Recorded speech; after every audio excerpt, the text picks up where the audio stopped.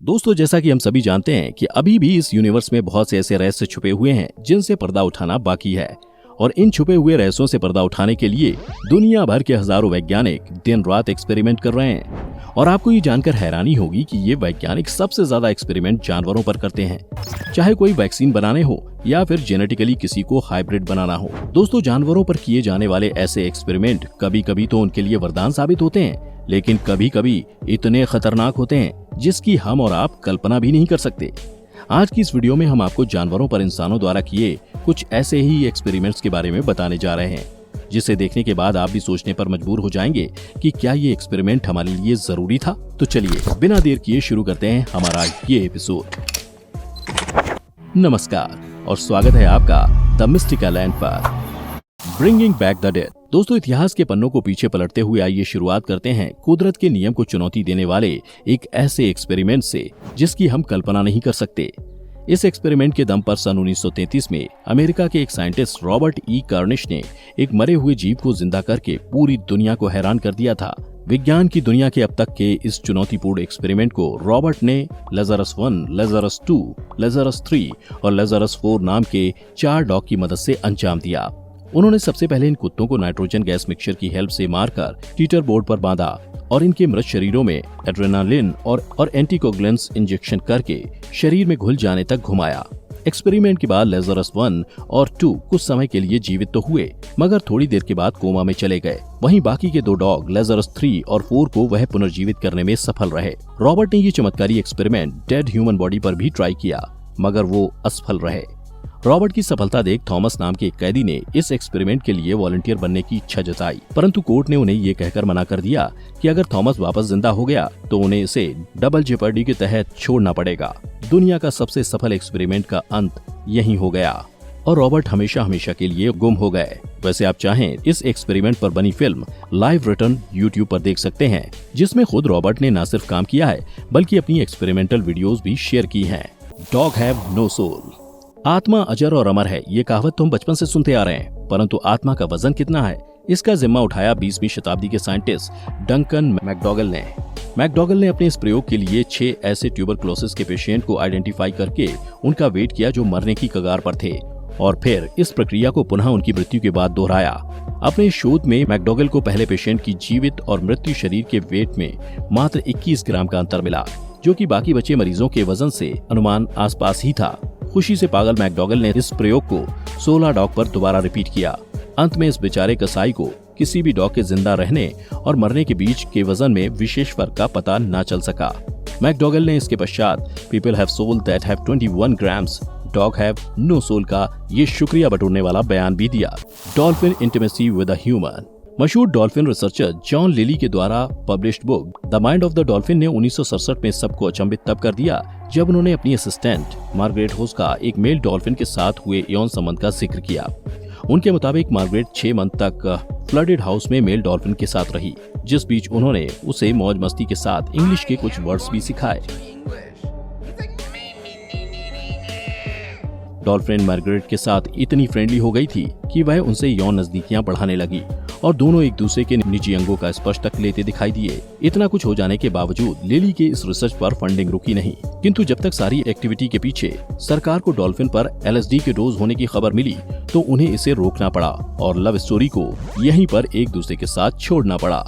Two headed dog. Vladimir डेमिकोव दुनिया के उन कामयाब सर्जन्स में से एक हैं जिनकी स्टडीज ने मेडिकल साइंस को ऑर्गन ट्रांसप्लांट, कोरोनरी सर्जरी के क्षेत्र में उम्दा योगदान दिया। ये डेमिकोव ही थे जिन्होंने पहली बार कोरोनरी आर्टरी बाईपास ऑपरेशन करके सबको हैरत में डाला था। लेकिन दोस्तों, अगर एक नजर इनके सक्सेसफुल ऑपरेशन से हटा ली जाए तो शायद आपको इनके द्वारा किए गए कुछ एक्सपेरिमेंट बिल्कुल घिनौने लगेंगे, और उन्हीं में से एक है टू हेडेड डॉग एक्सपेरिमेंट।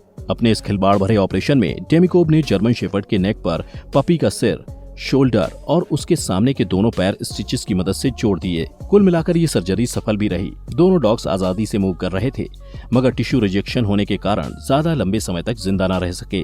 डेमिकोव इतने में भी संतुष्ट नहीं हुए और ऐसे ही 20 और 2 सिर वाले डॉग्स को क्रिएट करके अनगिनत बेकसूरों को बिना दोष के सजा दे डाली। Spider on drugs. ये बात 1995 की है, जब नासा के साइंटिस्ट ह्यूमन पर अलग अलग प्रकार के ड्रग्स का इफेक्ट समझने पर कार्य कर रहे थे और फिर अचानक उनके मन में मकड़ी के बुने जाल को देखकर एक आइडिया आया। इन्होंने LSD, स्पीड, मैरिजुआना और कैफीन स्पाइडर पर टेस्ट करने का निर्णय लिया। जहां सबसे पहले LSD के प्रभाव से स्पाइडर ने बहुत ही सुंदर मगर प्रभावहीन वेब तैयार किया, वहीं मैरिजुआना के डोज से वेब प्रभावी तो था लेकिन अधूरा। और जब वह स्पीड के नशे में था तो उनका वेविंग करने की स्पीड तो लाजवाब थी, मगर उन्होंने अत्यधिक गैप छोड़ रखे थे। सबसे भयानक वेव कैफीन के प्रभाव से देखने को मिला, जो ना तो सुंदर था और ना ही प्रभावशाली। अब इस प्रयोग से उन्हें क्या मिला, ये आज भी पूरी तरह स्पष्ट नहीं हो पाया।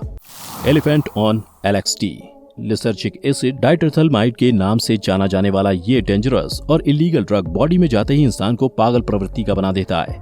मगर अगस्त 1962 में ओक्लामा के कुछ रिसर्चर्स इस बेहद खतरनाक ड्रग का इफेक्ट एनिमल पर टेस्ट करने के लिए लोकल जू में प्रस्थान करते हैं और थोड़ी ही देर में वो इसके लिए टुस्को नामक मेल एलिफेंट को चूज करके 297 मिलीग्राम की LSD बुलेट उस पर फायर कर देते हैं। दोस्तों, आपको ये जानकर बेहद हैरानी होगी कि ये मात्रा मनुष्य को दिए जाने वाली डोज से 3000 गुना ज्यादा थी। परिणाम स्वरूप थोड़े ही मिनटों के बाद बेजुबान टस्को बौखलाहट से छटपटाने लगा और कुछ किलोमीटर पागलों की तरह भागने के बाद बेचारा जानवर लड़खड़ाकर जमीन पर ऐसा गिरा कि कभी नहीं उठा। इस दुर्भाग्यपूर्ण घटना के कुछ ही महीने बाद साइंटिस्ट की एक टीम ने यह कहकर अपना पल्ला झाड़ लिया कि एलिफेंट LSD के मामले में इंसान से भी ज्यादा सेंसिटिव होते हैं। बेचारा टस्को। वैकेंटी माउस, शरीर पर कान निकलने की वजह से आप इसे ईयर माउस भी कह सकते हैं, जिसका शुक्रिया अदा हम अपने वैज्ञानिक को करते हैं। 1997 में हुए एक प्रशिक्षण में कार्टिलेज सेल्स इंजेक्ट कर दिया था, जिसके कारण बॉडी में ग्रो हुए सेल्स ह्यूमन के कान की तरह उभरने लगे। फ्री इंटरनेट एज में जब ये इमेज तेजी से वायरल हुई तो काफी लोगों ने इसका विरोध किया, लेकिन दोस्तों सच बताएं तो ये उन चुनिंदा एनिमल एक्सपेरिमेंट्स में से एक है जिसने किसी जीव को ज्यादा नुकसान नहीं पहुंचाया। Zombie cat. दोस्तों, अब तक हमें जो पता था उसके आधार पर ज़ॉम्बी का अस्तित्व सिर्फ पर्दों की दुनिया तक ही सीमित था, परंतु जिस ज़ॉम्बी की हम बात आपसे करने जा रहे हैं वह हमारी इस वास्तविकता की दुनिया में भी जिंदा है। हालांकि आपको इससे डरने की कोई जरूरत नहीं, क्योंकि ये कोई इंसान नहीं बल्कि एक ऐसी डेड कैट थी जिसको कार्ल ऑगस्ट वीनहोल्ड नाम के एक जर्मन साइंटिस्ट ने कुछ ही मिनट के लिए सही मगर जीवित कर दिखाया था। वीनहोल्ड के अनुसार हमारा ब्रेन एक बैटरी की तरह वर्क करता है जिसमें अनगिनत वायर अटैच हैं, और अपनी इसी हाइपोथेसिस को प्रूव करने के लिए इस सनकी भरे एक्सपेरिमेंट करने को फैसला किया। सर्वप्रथम वीनहोल्ड ने इसके लिए अपनी ही पालतू बिल्ली को मारा और फिर उसके स्पाइनल कॉर्ड को जिंक और सिल्वर पाइल की बैटरी से रिप्लेस करके उसमें इलेक्ट्रिकल चार्ज प्रोड्यूस किया। कुछ ही देर बाद बिल्ली का दिल धड़कने लगा। उसने अपनी आंखें खोली और एक जीवित बिल्ली की तरह हवा में छलांग भी लगाई, परंतु ये करिश्मा सिर्फ 20 मिनट तक ही चल सका, जिसके बाद वह अपनी जान से हाथ धो बैठी। Monkey head transplant. दोस्तों, ये कहना कहीं से गलत नहीं होगा कि मिड 90s का दौर जानवरों पर किए गए प्रशिक्षण का बेरहम युग रहा है, जिसका एक उदाहरण रॉबर्ट जोसेफ वाइट का ये एक्सपेरिमेंट भी है। बतौर अमेरिकन न्यूरोसर्जन रॉबर्ट ने अपने इस प्रयोग में एक हेल्दी और नॉर्मल मंकी के हेड को दूसरे मंकी पर फिट किया। क्रैनियल नर्व्स के ना डैमेज होने के कारण नए सर्कुलेटरी सिस्टम ने ब्लड को बखूबी ब्रेन तक पहुंचाने का काम किया और हेड ट्रांसप्लांट सफल रहा, परंतु मंकी अपना बॉडी को मूव करने में असमर्थ था, जिसके कारण ब्रेन से स्पाइनल कॉर्ड का जुड़ाव ना होना और बॉडी का इम्यून रिजेक्शन की समस्या थी। इस बेजुबान जानवर ने 9 दिन इस हालत से जूझते हुए दम तोड़ दिया।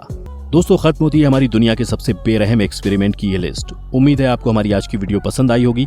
अगर हाँ तो हमें ज्यादा से ज्यादा लाइक और शेयर करें, साथ ही सब्सक्राइब करें हमारे YouTube चैनल और लाइक करें हमारे Facebook पेज को भी, क्योंकि इंटरेस्टिंग वीडियोस का ये दौर यहीं खत्म नहीं होगा। तब तक के लिए अलविदा।